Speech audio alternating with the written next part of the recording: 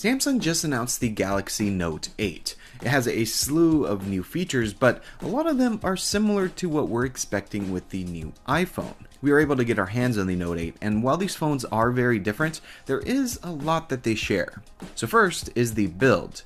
The Note 8 has a glass front and back with a metal band around the edges. This allows for features like wireless charging, but still gives a premium feel while using it. This is the same as what we're hearing for the new iPhone, glass on the front and back and a stainless steel frame around the edges, and this would allow for features like wireless charging.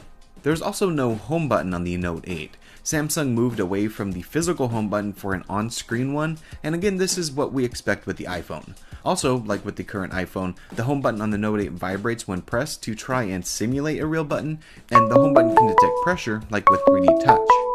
The screen on the Note 8 is huge. It spans 6.3 inches, is AMOLED, and has an 18.5 by 9 aspect ratio, so it's pretty tall. However, there are still bezels at the top and bottom. Comparing to the iPhone 8, we're expecting there to be a larger screen to body ratio, so no chin, but a notch at the top for different sensors and cameras. But even though the iPhone should have a larger screen, it won't come close to the 6.3 inches of the Note. But we're expecting AMOLED, so it should have great contrast and punchy colors like what you get with the Note. Now, on the back, the similarities continue.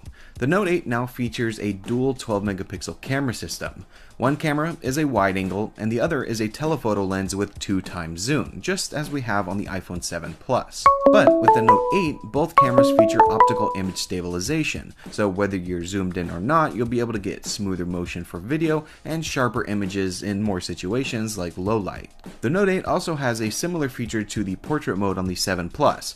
However, on the Note, the blur is adjustable, and it will save the wide angle and telephoto image together. So you have more options to choose from after the fact, it's not just one photo. We haven't heard too much about what the new camera on the iPhone 8 will feature, but we do expect updates like OIS in both cameras and more smart features, maybe even some of the features Samsung has implemented.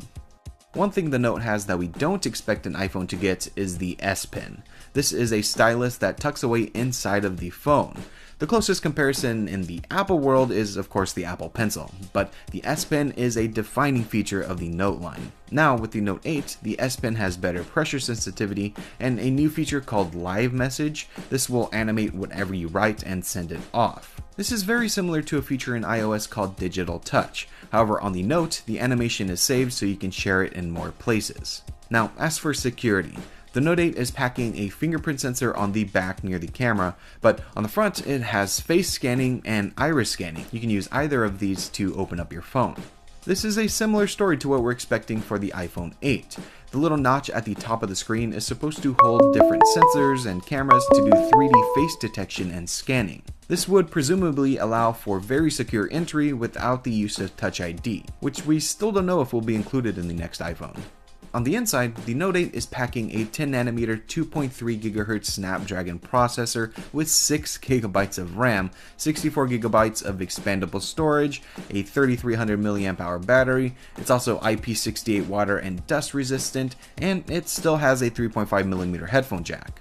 With the iPhone 8, we're expecting Apple's A11 processor and 3GB of RAM.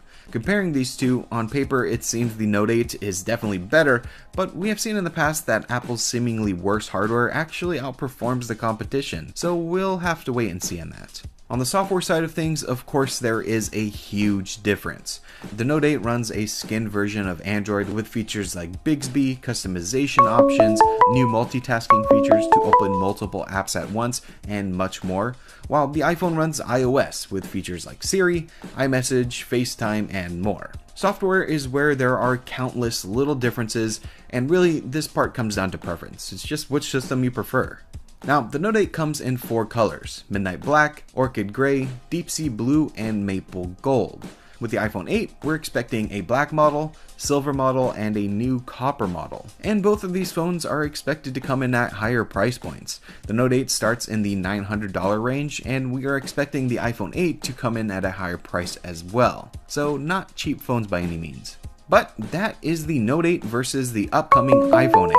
They share a lot of the same basic features, but the implementation and the way that they are to use has yet to be seen for either device really. The Note 8 will be available September 15th, and we're expecting the announcement of the iPhone 8 in September as well, so be sure to stay tuned for that. I hope you enjoyed this comparison. If you did, be sure to subscribe to see more videos like this and visit MacRumors.com for more. I want to thank you all so much for watching. I'm Mac Gonzalez with MacRumors, and I'll see you next time.